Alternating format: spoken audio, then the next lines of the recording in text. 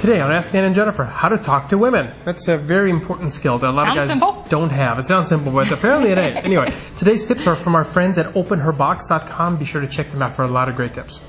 Okay, here's the thing.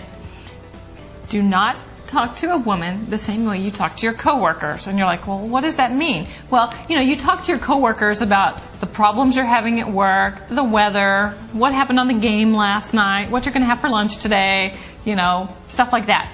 Blah. Very boring, dull conversation. I swear coworkers say those things so that they don't even have to think about it. It's not a real conversation at all. So don't do that, okay? Pay attention to the person you're with and have a real conversation, okay? As if you cared about what was being said. Yeah.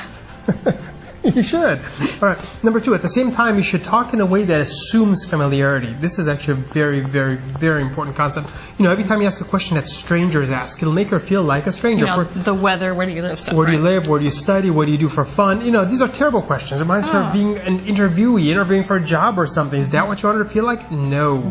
This gets back to making her feel like you actually like her. You're interested in her personally. It's very important to get that familiar vibe Look, if you have to ask simple questions, ask them about what's going on right then. Like those shoes, where'd you get them, whatever. If you're having lunch, boy, this is really good, how's yours?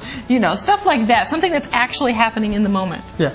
Okay, and number 3, don't filter yourself. Okay, most guys are so afraid of leaving their best impression or the right impression or the perceived impression that they forget to be themselves. Okay, be yourself, let go, because she's going to get to know the real you at some point anyway. May as well be straight up in the beginning, and it shows a lot more balls, and that's actually a good thing. Well, it does. It shows that you're confident. You're not afraid to be yourself around her. And that's a very attractive trait for women. Yes. Very attractive. All right. And we have a question for you guys. Should you or shouldn't you be yourself? Why or why not? Leave a question. Leave an answer. That was my question. Leave a comment.